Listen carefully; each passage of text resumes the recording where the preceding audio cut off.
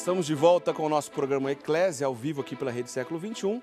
Eu estava dizendo no final do primeiro bloco que a gente vai mostrar uma imagem interessante, né? Que foi o encontro, vamos dizer assim, do Papa atual com o primeiro Papa, o apóstolo Pedro. Porque, Padre De Biasi, lá no Vaticano, nas colinas do Vaticano, existia um cemitério e existia um túmulo que tinha um destaque nesse túmulo, que todo mundo, durante os séculos, atribuía, então, que esse túmulo pertencia ao apóstolo Pedro. Inclusive, foi encontrada uma urna, escrito Petrus N, né? Pedro está aqui. Nessa urna, inclusive está aí, ó. Essa urna foi exposta em novembro de 2013, no encerramento do Ano da Fé, está aí, ó.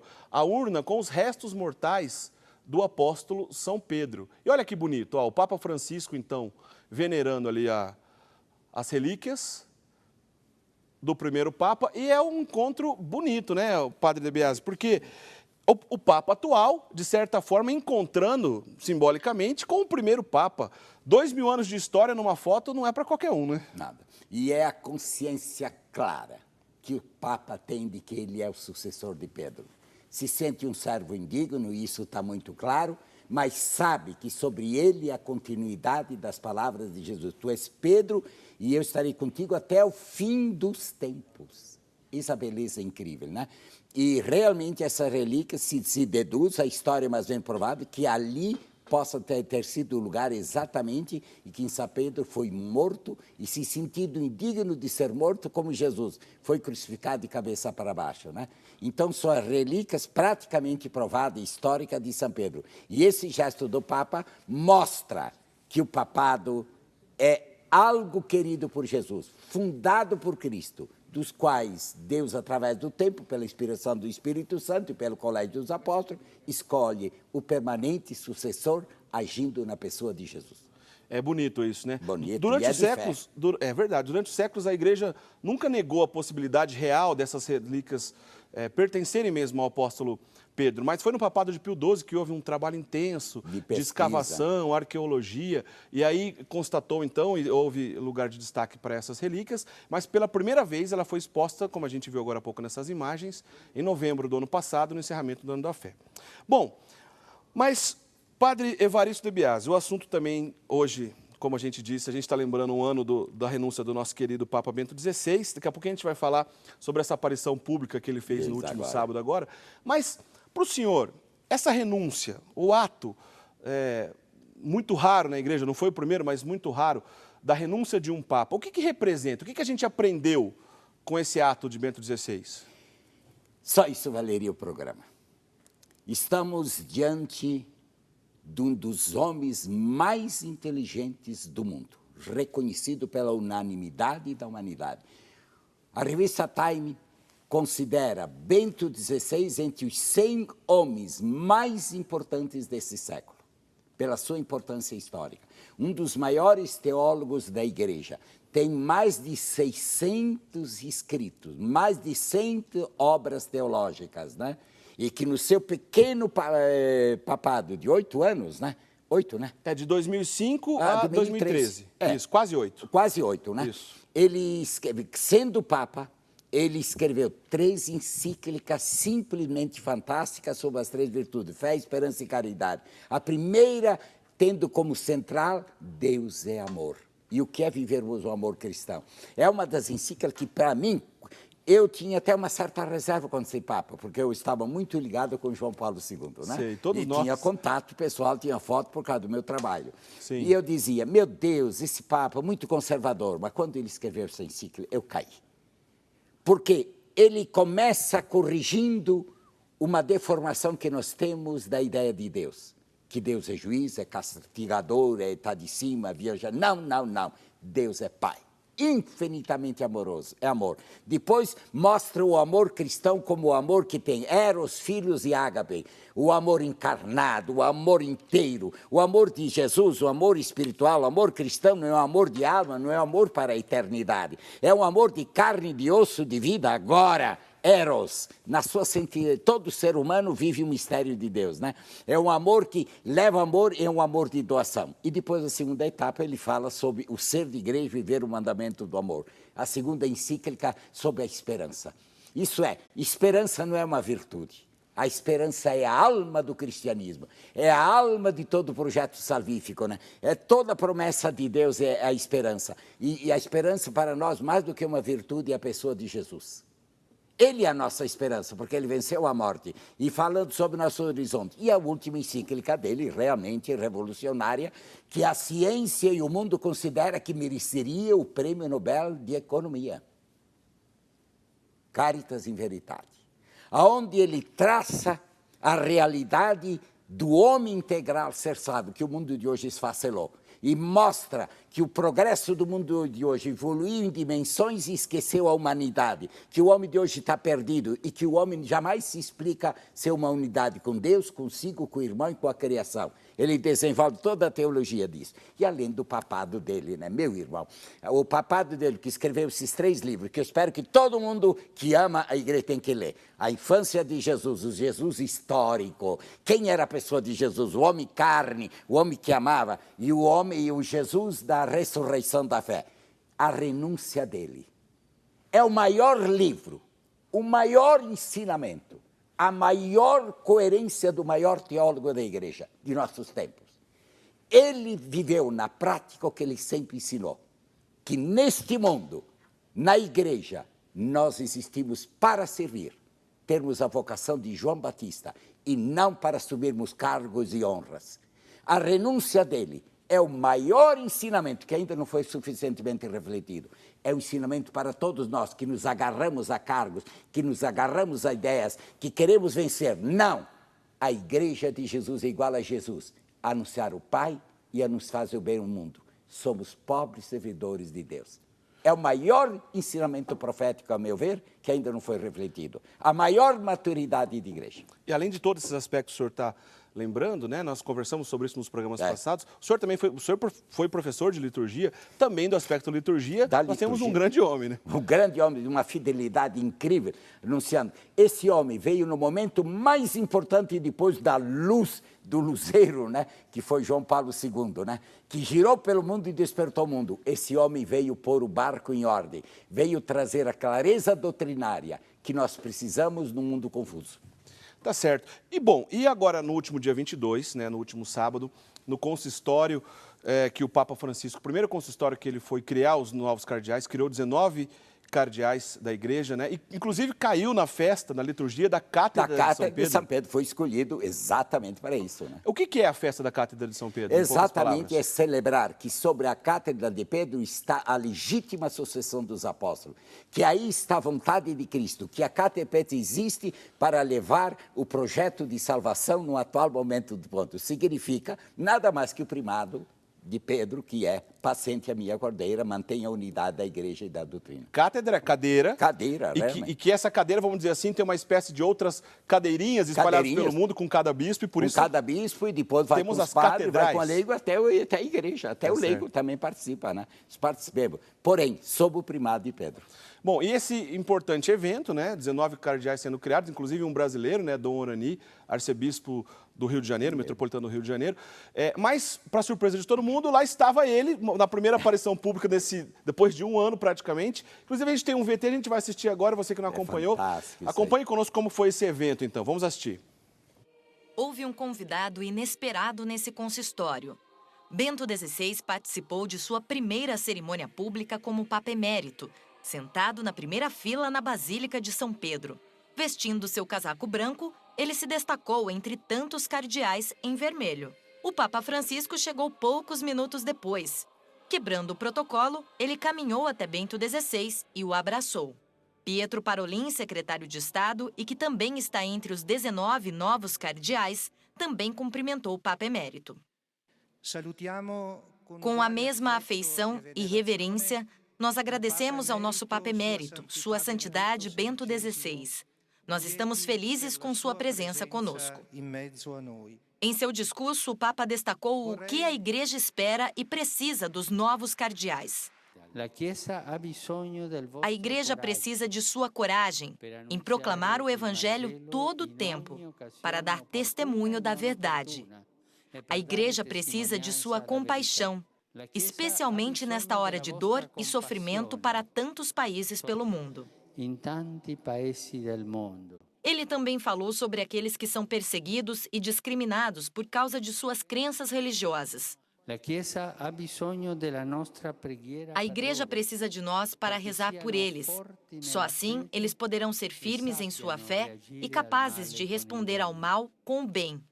Que esta oração se estenda a todos os homens e mulheres que sofrem com a injustiça por causa de suas convicções religiosas.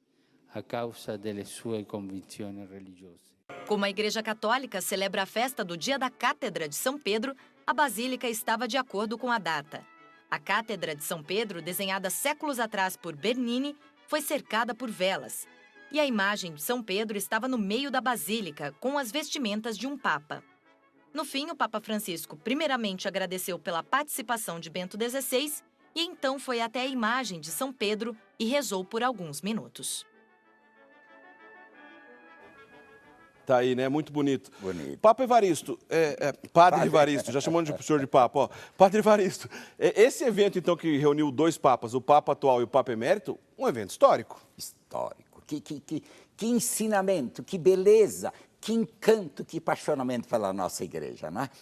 Esse maior, olha o gesto, eu não sei se todo mundo se deteve, hein?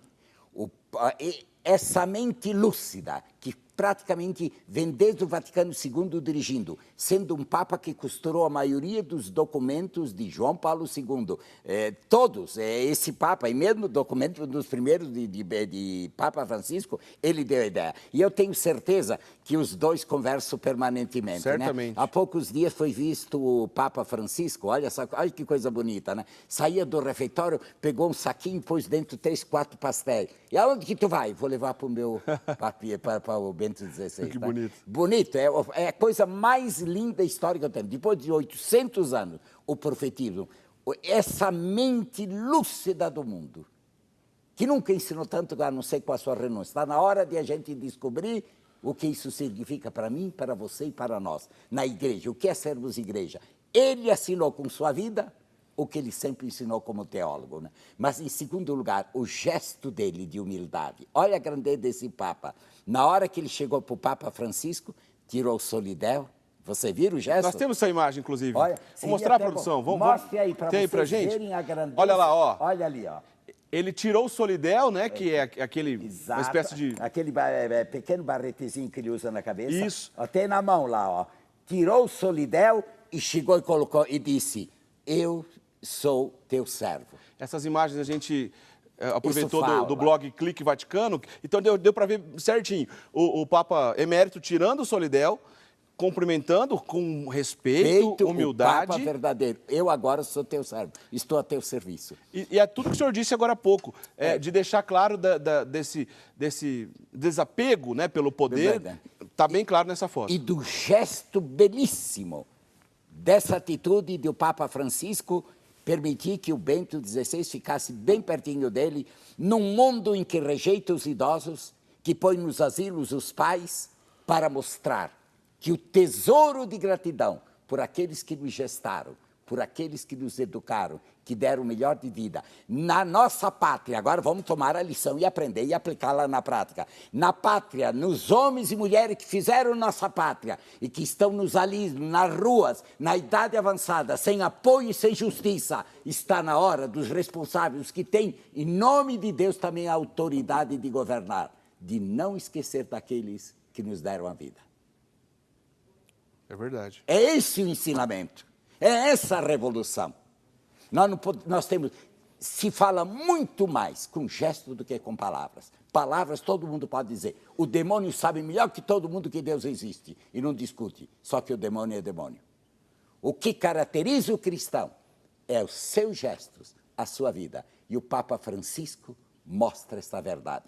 Oxalá eu, padre, não me agarre no meu cargo, que eu esteja a serviço de Deus e que saiba delegar os outros, saiba valorizar os outros, que nós tenhamos, como diz Bento, o Papa Francisco há poucos dias, temos que voltar a ter a vocação de João Batista, existirmos para fazer Jesus crescer e não para nos agarrarmos à ideia, a cargos, a posições, a treinada, a honra. Chega! Está na hora de sermos Jesus e não de estar no lugar de Jesus, infelizmente. É verdade. E são muitas as catequeses do Papa Francisco que diz respeito a isso, né? A esse desapego pelo poder, pelo material, etc. E quando a gente vê esse gesto de Bento XVI, os dois estão mostrando isso para o mundo. E como o senhor bem disse, desse aspecto também do idoso. Até porque Bento XVI, em idade avançada, idoso, quis, por vontade própria, lúcido, deixar esse ministério. Não é ele mais o sucessor de Pedro hoje. O sucessor do apóstolo Pedro hoje, atualmente, é o Papa Francisco. Ele exerceu esse ministério, é legitimamente um dos sucessores, mas não é o atual. O atual é o Papa Francisco. E vamos miuçar um pouco mais. Acreditar que o dom e o Espírito Santo não está somente em mim, seja qual for a minha formação. Saber que um Papa Francisco, se vamos olhar em linha de mente, claro, um grande homem, muito preparado, mas não tem lugar sob a mente da grandeza da mente teologal de Bento XVI. Né? Não há dúvida. Entretanto, saber dar lugar ao outro, ouvir o outro. Nós, mais idosos, termos coragem de aprender. Vocês, pais, aprenderem dos seus filhos, pedirem ajuda dos seus filhos. Chega de eu tenho a sabedoria. Vocês, responsáveis políticos, ouçam o grito do povo, a vontade do povo, não se agarre a cargos. Vocês não ponham a ideologia acima do bem comum. Aprendam deste homem que nós estamos a serviço de um povo, para o bem do povo. E na hora em que não estivermos a serviço do bem comum, está na hora de renunciarmos, porque já perdemos o direito de estarmos na direção. Toda autoridade, diz o apóstolo Paulo, ela deve ser exercida para o bem e nunca para seus interesses. Essa é a lição. Tem que ter coragem para dizer esse não, né? Tem que ter muita coragem. Muita coragem, muita grandeza. E o ser humano que não consegue abrir a mão daquilo que ele é, não ama Jesus. Porque Jesus foi o primeiro que abriu mão de tudo. Sendo filho de Deus, o dono de tudo, o criador do céu e da terra, se tornou gente. Uma vez, gente, o melhor de tudo, anunciou o ano da graça, fez milagre, ressuscitou tudo. E no fim da vida, terminou aparentemente num fracasso, humanamente falando. Porque ele veio para servir, revelar o Pai e levar a salvação do mundo. Que seguidores de Jesus somos! Que igreja de Jesus somos! Será que não é isso que está faltando no mundo? Por isso que eu digo, a renúncia do Papa é a assinatura de todos os seus documentos. E ele foi fiel, ele escolheu o nome Bento XVI, porque, exatamente, porque Bento, numa hora de grande crise da igreja, foi o reformador da igreja. E o Bento XVI, o São Bento, se retirou na oração para fazer a reforma da igreja. Todos os patriarcas e profetas se reuniram para rezar e fazer a igreja. E o Papa escolheu agora a oração, porque é o elemento mais importante, onde Deus age, e nós somos pobres instrumentos. Ele está guiando a igreja com joelhos. Pois é, o trabalho continua intenso. Intensíssimo. Quando é que a gente vai entender? Agora, uma palavra para você, querido idoso, querida idosa, no gesto deste Papa que se retirou para rezar, porque dirigir a igreja não está só na chefia e nem ter a honra do mundo, viver no silêncio. Você que está no asilo, você que se sente só numa casa, você que está sofrendo, você que não tem valor, reze por nós. Porque a igreja não é obra dos homens, nem de mente humanas. A igreja é obra de Deus. É isto que o Papa nos ensinou. Tá certo. Padre, olha, a gente vai para mais um intervalo, a conversa está excelente, a gente tem mais um bloco do programa Eclésia, a gente está ao vivo, você pode participar por telefone, ou então também pelo e-mail, né, no eclesia@rs21.com.br, mas a gente vai para o intervalo, daqui a pouquinho a gente volta para conversar um pouco mais aqui com o Padre Evaristo De Biasi. Não sai daí, até já.